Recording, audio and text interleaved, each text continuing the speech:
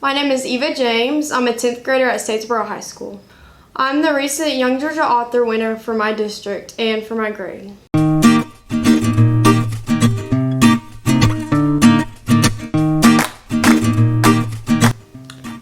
It is a submission of writing for those interested in whatever topic they feel most passionate about.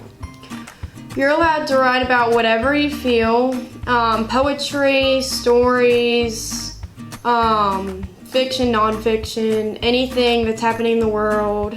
I have not entered the contest before. This was my first time submitting a writing. My writing was sort of more an autobiography. It was called A Road of Infinite Lines. It was about gratitude and my kind of take on that and my position, how I see gratitude. And although it's a simple word, it has a lot of different components that go into that. Because it's an action word, I think, rather than kind of like a noun. Yeah. So I kind of try to incorporate it in different ways of people's life, because it kind of gets looked upon a lot. That word has always been on my heart, especially recently, because my youth pastor at Statesboro First United Methodist Church, she always says that gratitude is an action word, and she's always reminding us to see it in that way because it means more. And so each time she says that, I always hold on to it, and that's kind of my goal for each week, to show an act of gratitude, because especially now it's not usually used. And so yeah, I think it's a good way to change the world around us. I came back to it a lot. I was very indecisive about how I would explain it, because it's hard sometimes to gather your thoughts, especially if there's not a distinct definition of what you're writing about. And so I took a lot of my past experiences and also recent experiences.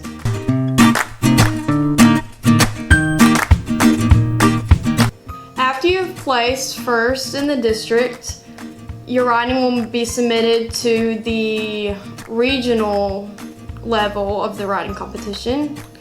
And from there, it will go to state or national if you proceed. Writing has been one of my favorite hobbies, especially over the past couple of years. It really brings me a lot of peace because I started journaling. I started journaling about my day and just little stuff to help me work through emotions and situations that came about. And then I started writing stories because I got really into reading, and I've never really been a huge reader.